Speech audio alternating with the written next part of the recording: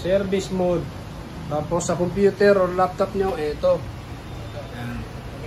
Video lang tayo para ano.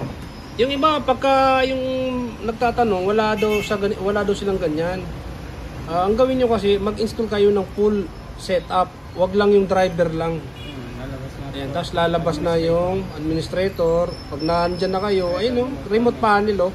Kapag wala yan, ibig sabihin hindi naka-install ng full yung driver na dinownload nyo.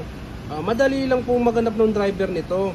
Punta kayo sa Google, i-type nyo yung buong model. Tapos, pagka nandun na kayo, na-search nyo, hanapin nyo dun yung nakalagay full driver. Wag yung driver lang.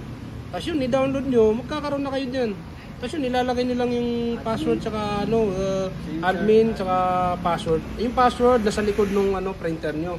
Kung hindi nyo naman yung alam yung password, nakalimutan nyo, mayroon tayo dyan video sa YouTube channel. Hanapin nyo lang, i-type nyo T420WGGR. Ayan, para lumabas yung mga T420 naming video. Ayan, tapos pag-aralan nila, ulit-ulitin nyo lang yung video. Naman, unlimited yan, free lang po yun.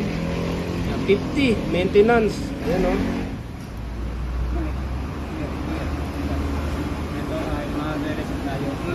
Pre-reset 80. Ayan natin ito.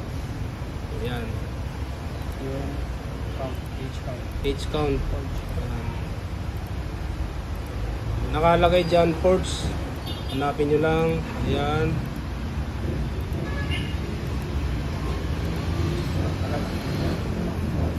Ayan, ayan. Nagpas. Ayan. Ayan. Tapos set. Ayan o. Nakita nyo. Ayan o. Nakarami na rin. 1,600. Ayan. Para lang sa video na to. Kaya hindi pa masyadong 10,000 o 1,000 plus lang. Isisiro nyo yan. Ayan. Zero. Ayan. Ganun lang. Tapos pagka mag-exit. Exit. Ayan. Stop. Tapos ilagay nyo yung exit. Ayan. Ayan no. Please wait. Ayan, exit na. Punta na kayo sa computer nyo. Ayan, nag-restart. Ayan, wala na yung Ngayon, yung naghahanap naman, paano mag-service mode? Mayroon din tayo dyan sa YouTube channel. Basta i-type nyo lang yung model. Ilalagay nyo to. T420W space GGR printer repair. Okay, GGR. Ayan, lalabas yung mga video namin doon.